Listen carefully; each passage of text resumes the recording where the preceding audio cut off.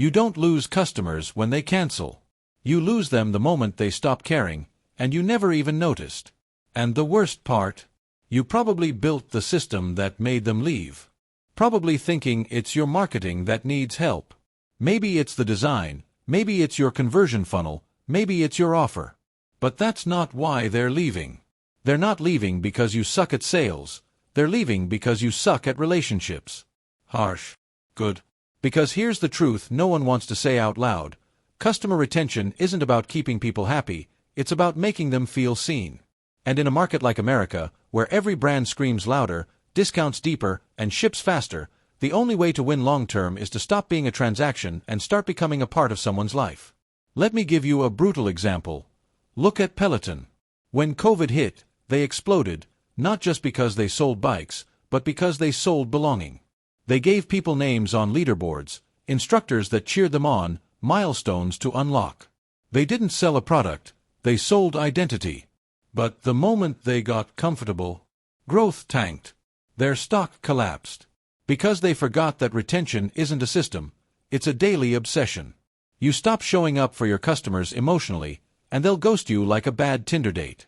And let me be even more direct, your churn rate isn't a number. It's a confession. It's your customers telling you they don't trust you with their future. They trusted you once, but you didn't deliver continuation. You didn't evolve. You became predictable. And predictable doesn't scale. So here's your first hidden truth. Retention is the new acquisition. CAC, customer acquisition cost, in the US is up 60% across the board. Ads are more expensive. Privacy updates are killing tracking. The golden age of cheap Facebook leads is over. And if you're still playing that game, pouring dollars into ads hoping for new blood, you're not just behind. You're on life support. Do you want to know how the smartest DTC brands are surviving right now? Not by spending more, but by increasing LTV, lifetime value, through engineered obsession. They don't hope customers stick, they design it. Just look at Glossier. They turned every customer into a micro-influencer. Every product had a story, a shareable moment, a purpose bigger than moisturizing. Their packaging wasn't just pretty, it was sticky. That pink pouch. It became a badge. A signal. And when customers carry your signal, they're doing your retention work for you. But here's where most founders screw up. They try to automate retention without ever understanding the psychology behind it. Retention doesn't live in your CRM. It lives in the 3 seconds after a customer finishes using your product. Do they feel something? Relief, satisfaction, status, anticipation for the next time? Or nothing at all? Because if it's nothing, you're dead. It's the emotional residue that drives repeat purchase, not the discount code. You think Costco keeps members with bulk prices? No. They keep them with ritual. The free samples. The treasure hunt.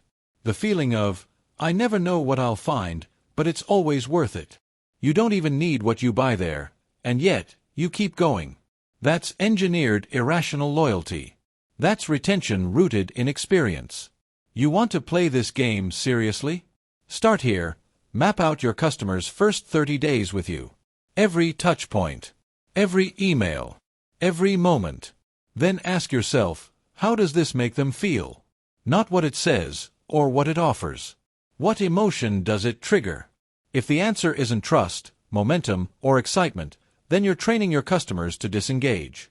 You're leaving the door open for a competitor to whisper something sexier in their ear. And in the US market, you only get one shot before they swipe left. You think you've got time to win them back later? You don't. Because someone like you is already loading a retargeting ad, and they're willing to lose money upfront to steal your customer forever. Retention is not a phase. It's not a project. It's a religion. And the founders who understand that, who obsess over post-purchase just as much as they obsess over the pitch, those are the ones who scale in silence while everyone else burns money chasing ghosts. But here's the twist no one talks about. What if the real retention killer isn't how you treat customers after they buy, but how you condition them before they ever hit purchase? The trap is invisible, and you might be walking into it right now. Let's expose it in part 2. You ever wonder why some businesses get raving fans and others just get silence? It's not luck. It's not product quality. It's not because they had better branding or prettier logos. It's because they understood a truth most entrepreneurs ignore: retention begins before the sale. Think about it. What kind of promise are you making with your marketing? Because if your entire funnel screams urgency, hype, and limited time only, then what you're training your customers to expect is disposable value. They come in for the hit, not the habit. And that's why they don't stay. Real retention is built on one question: what ongoing problem are you solving that never goes away? If you don't have one, you're a one-hit wonder, and your churn rate is about to punish you for it. The companies that dominate long-term don't just answer a need, they become a part of their customers' rhythm. Let's go deeper. Why do people keep using TurboTax every year, even if they hate it? Because the pain of switching feels worse than the pain of using it again. That's not great UX. That's inertia by design. That's switching cost, and it's one of your best retention weapons. You don't just want customers to like you. You want them to feel that leaving you would cost them time, energy, status, progress, identity. That's the game. And here's the gut punch: if your product is easy to walk away from, someone eventually will. Maybe not today. Maybe not next quarter. But the moment a competitor offers even 1% more emotional or practical value, you're gone. Replaced. Forgotten. And don't think for a second that good service will save you. Service is expected. You don't get bonus points for doing what you promised. In 2025, your customers are overexposed and underwhelmed. They've seen everything. They trust nothing. What they crave is meaningful surprise. Not a coupon. Not a generic thank you. Real surprise. An unexpected reward. A message that shows you were paying attention. You want a cheat code? Personalize the third experience. Not the first. The first is expected. The second is routine. But by the third time they interact with you, they're testing your consistency. That's when you strike. Call them by name. Reference a past interaction. Anticipate their next question before they ask it. Prove that they're not a ticket in a help desk. They're a person you're invested in. That's when walls drop. That's when loyalty takes root. You know who does this to perfection? Chewy, the pet supply company. When your pet dies, they don't just cancel your subscription. They send flowers. Handwritten notes. They don't outsource empathy. They weaponize it. That's why their retention isn't just high, it's fanatical. People cry over Chewy. They tell stories. They post about it. They come back because they felt something real. And the wild part: that's not some huge budget play. That's culture. That's leadership deciding, we're not in the product business, we're in the emotional business. And that mindset shift, that's the multiplier. You keep chasing scale. But scale without soul is churn with better optics. You don't need more systems. You need more reasons to matter. Let me be clear, you're not in business to make people happy. You're in business to solve problems so consistently, so intuitively, that people build part of their identity around you. You want to reduce churn? Make customers feel smarter, stronger, richer, or more themselves because they use your product. Every time they click, every time they buy, every time they renew, it's not a transaction. It's a small reaffirmation of who they want to be. The minute you stop reinforcing that narrative, they start looking for someone else who will. Retention isn't a CRM metric. It's a mirror. It reflects what you've actually built, not what your landing page says, not what your investors think, not what your ads scream. It shows whether or not people truly believe they're better off with you than without you. And here's the kicker: they decide that silently. You don't get an alert when you're about to lose them. You don't get a warning shot. You just wake up one day and they're gone. And you scroll through your analytics wondering what went wrong. What went wrong is that you stopped listening. You got lazy. You stopped innovating after the first sale. You forgot that retention isn't earned once, it's earned every time. But now we reach the moment most founders never see coming. What happens when your product is great, but they still leave? You solved the problem. You delivered the value. So why are they ghosting you anyway? The answer will shake your assumptions, and part 3 will rip that blindfold off. Let me ask you something that should haunt you. If your top 10 customers disappeared tomorrow, would your business survive? If you hesitated even for a second, you've got a retention crisis. And here's the brutal irony. You probably spent thousands acquiring them, but you don't even have a system to keep them. You treated them like a number on a dashboard instead of a partner in your ecosystem. That's the silent leak draining your profit. Because here's the part no one tells you. In the American economy right now, with capital getting tighter, margins getting thinner, and AI compressing labor costs, retention isn't just smart, it's survival. And if you think that sounds dramatic, good. It should. Here's the hidden engine behind long-term customer retention: integration. The more tightly your product weaves into their life, workflow, or self-image, the harder it is to untangle you. That's why Apple dominates. Once you've got the iPhone, you get the MacBook. Then the AirPods. Then iCloud. Suddenly your photos, messages, files, preferences, even your payments, all locked inside a seamless loop of "don't leave me." That's not product, it's entrapment dressed as convenience. But you don't resent it, do you? You depend on it. That's genius. And that's the kind of ecosystem thinking you need if you want to build something that lasts. So here's the move. Stop thinking in features, and start thinking in consequences. What happens if they stop using your product? Is there a tangible loss? If the answer is no, you're optional. And optional is the first step toward extinction. You want to be essential. Indispensable. That means creating compound value over time. Think of it like emotional interest. Every time they interact with you, the cost of leaving should feel just a little higher, not financially, but psychologically. You want to be the toothbrush of their routine, unsexy, but irreplaceable. Let's talk about Gymshark. They didn't just sell fitness apparel, they built a community of identity-driven lifters. Every post, every drop, every influencer collaboration wasn't just a marketing stunt, it was a reinforcement of belonging. Their buyers didn't just wear a shirt. They wore a badge. And that's why customers stuck, even when the product wasn't perfect. That's the insane power of retention through emotional signaling. You want to win long-term? Make your brand say something about who your customer believes they are. But don't confuse loud branding with deep resonance. Real retention comes from micro-commitments. Small investments, repeated often, that accumulate into loyalty. Think punch-in-the-face obvious. Every time a customer opens your app, what's one thing you give them that improves their life in under 5 seconds? No friction, no explanation.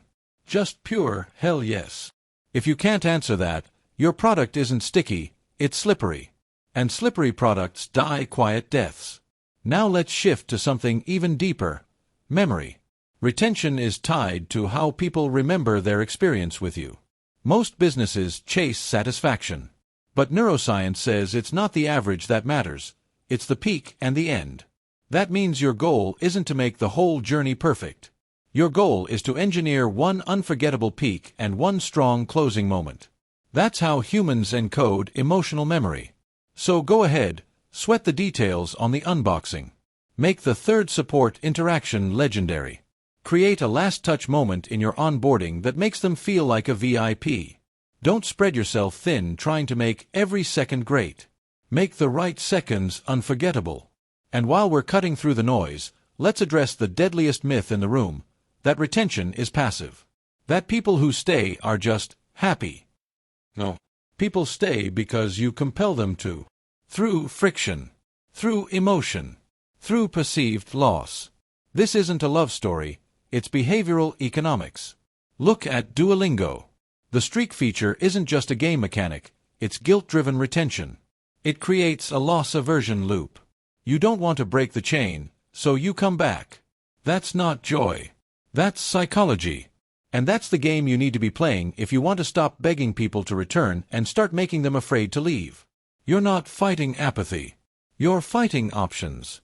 The American consumer has more choices than ever before, and less patience than ever before. And in a world of infinite options, retention becomes a game of identity, emotion, inertia, and friction. Not one of them. All of them. Miss one, and someone else eats your lunch. But here's what'll keep you up at night. You can get all of that right, and still lose. Why? Because there's one hidden force killing your retention from inside your business. And you probably built it yourself. In part 4, we're going to expose it, and it's going to sting. So let's flip the script. What if you stopped asking, how do I make them love me? And started asking, how do I make leaving feel like pain? Because that's the real axis of retention. Not delight, but dependence. Not affection, but integration. You're not trying to win hearts. You're trying to build systems that make switching feel like cutting off oxygen. Sound intense? It is. Because this is the part where most businesses either level up or burn out, the systems layer. Ritual beats novelty. Integration beats excitement. If your business still relies on delight to retain customers, you're fragile. Because eventually, novelty fades. But ritual, that's how religions are built. You want to talk systems? Let's talk Amazon. Their retention machine is terrifyingly elegant. Subscribe and save. Auto reorders. One-click purchase. All of it. Infrastructure designed to kill choice. You don't think. You don't browse. You just receive. That's not preference, it's programmed behavior. And every time you receive that order without friction, Amazon wins another day of loyalty you didn't even consciously give. That's the game. Remove the cognitive burden. Because here's the cold truth. If customers are forced to evaluate whether they should stay, you've already lost half the battle. Retention is strongest when it's subconscious. But that doesn't mean automation replaces intimacy. The most lethal retention systems in the world combine tech and touch. Let's go hyper-practical. What do you do after a customer purchases? A thank you email? Lame. A receipt? Lazy. You want to win? Make that post-purchase sequence a dopamine factory. Make them feel smarter, better, faster, more connected because they bought from you. Deliver unexpected value. Offer them next-step resources before they even realize they need them. And don't you dare make it generic. In a world where AI can write emails in 0.5 seconds, the only way to stand out is specificity. If I get an email that says, "Hey, first name, thanks for your order, I know you don't care." But if it says, "Hey Taylor, I saw you order the meal prep kit. Here's a 5-minute video from a customer who used it to lose 15 pounds without meal burnout. Now I feel seen." That's retention. And you think this is about SaaS. It's not. It's about anything. Take car dealerships, some of the worst retention on earth. You buy, and then what? You vanish from their radar. But the smart ones, they install Wi-Fi in the lobby, offer you a free coffee bar, text you 3 months later about a tire rotation check-in, invite you to a local owners-only free event. You come back not because you love cars, you come back because they made ownership feel like membership. That's the retention move. Turn transactions into tribes. Make them feel like they're now part of something. Now let's dig even deeper, because if you want elite-level retention, you have to create milestones. People don't just stick with what works. They stick with what progresses. Humans are wired for gamification. It's why people chase Fitbit badges, LinkedIn profile views, and credit card tier upgrades. We want to see our growth. So if your product or service doesn't give people a sense of increasing status or mastery, you're leaving money on the floor. You want to lock someone in? Give them a visible journey. Stage 1. Stage 2. VIP. Gold. Founders Club. Whatever it is, let them climb. Let them earn. Retention lives in aspiration, not just satisfaction. Let me show you how savage this can get. Look at Sephora. Their Beauty Insider program is a psychological masterclass. As you buy, you earn points. Those points unlock rewards. But here's the hook. The rewards are just out of reach. Enough to entice, not enough to fulfill. That gap. That's engineered desire. So you keep buying. Not because you need more makeup, but because you're chasing a future version of yourself, one that's glowing, rewarded, admired. That's not marketing. That's manipulation. And it works. Because retention isn't polite. Retention is psychological warfare with a pretty interface. Still think this is about sending better newsletters? You're playing checkers in a chess war. The brands that win long-term in the American market are building identity architecture, not CRM sequences. They're crafting entire belief systems around their products. They don't ask for retention. They demand it, through embedded value, personalized rituals, milestone loops, and psychological gravity. You want to be in that league? Then every touchpoint in your customer experience better answer this question. What will they miss if they leave? If the answer is, not much, then congratulations, you're replaceable. But here's the part nobody dares to say out loud. Sometimes, it's not the customer that's breaking the retention loop. It's you. Your culture. Your internal decisions. Your blind spots. In Part 5, we'll dig into the hidden enemy inside your own business, the one silently killing loyalty while you blame the market. Let's drop the mask. The biggest threat to your customer retention isn't your competition, it's you. Not because you don't care, but because you've built habits, systems, and a team culture that slowly, silently, erodes the very loyalty you think you're earning. You think you're scaling. What you're really doing is outsourcing care. You replaced empathy with automation. You replaced storytelling with metrics. You replaced human instinct with dashboards. And now, you're wondering why customers feel colder, churn faster, and respond less. You didn't lose them because you failed to deliver value. You lost them because you stopped making them feel like they mattered. You want to know the real cancer inside most American businesses? Internal apathy. The handoff from sales to support. The "we'll fix it later" mentality. The internal Slack messages where your team talks about customers like they're dumb. Like they're the problem. The customer's not the problem. Your culture is. You're too focused on growth, not on gravity. You're so obsessed with the next lead, the next sale, the next KPI, that you forgot the brutal law of business. What you neglect internally, you hemorrhage externally. Let me give you the punch to the ribs. If your employees wouldn't buy your product with their own money, your customers won't stick around either. Because that kind of misalignment bleeds into every touchpoint. A disengaged team creates a disengaged brand. And no matter how good your product is, humans don't stay loyal to companies. They stay loyal to experiences. And experiences are built by people.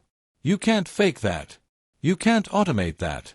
You either have it in your company DNA, or you lose. Slowly. Quietly. Without even realizing it until it's too late. Want proof? Think about the last time you contacted support and got a cold, robotic reply. No empathy. Just policy. Or worse, no reply at all. That's not a retention issue. That's a culture issue disguised as a customer problem. And it always starts from the top. You set the tone. You decide whether your business treats people like humans or tickets. And if you choose the latter, your brand dies a slow, silent death while you chase dashboards that lie to you. So here's your retention audit, the kind that should make your stomach churn. Does your onboarding process teach loyalty, or just explain logistics? Does your team have the authority to over-deliver, or just escalate tickets? Do you measure customer joy, or only net promoter scores? Are your KPIs built for depth, or just width? Because if your entire company is incentivized around volume, then you're burning through customers like firewood. Fast, loud, temporary. And here's the sickest part. You probably already know this. Deep down, you've felt the misalignment. You've seen the Slack threads. You've heard the tone in support calls. You've ignored the signs because "we're busy" or "we'll fix it after we scale." But you won't scale. Not for long. Not if retention is bleeding from the inside out. Because the game is changing. In the next 5 years, the American consumer will become more informed, more skeptical, more sensitive to emotional disconnection than ever before. You won't beat them with offers. You won't outspend their doubt. You will have to outcare your competition. Or you will die. Still think this is overblown? Then answer this honestly. If I called 10 of your best customers right now and asked them, "What's the one thing this brand made you feel that no one else did?" Would they say anything? Would they pause? Would they struggle to answer? If so, you're not sticky. You're just convenient. And convenience doesn't create loyalty. It creates opportunity for someone better to show up and steal what you built. So what's the fix? Start from the inside. Make every department accountable for retention, not just customer support. Build rituals into your operations. Bake surprise into your systems. Let your people break the script to be human. Build your culture for continuity, not conversion. And most importantly, make it impossible to ignore the emotional gap between what you deliver and what they actually feel. Because here's the final truth: retention isn't a tactic. It's your entire business. It's your product, your people, your priorities, your principles. And if you don't treat it like your life depends on it, then someone else will take what you've built, keep your customers, and leave you wondering why your brand disappeared without a sound. So here's your challenge. Rebuild your company like you expect your customers to stay for the next 10 years. Because if you don't, they won't even stay for 10 more clicks.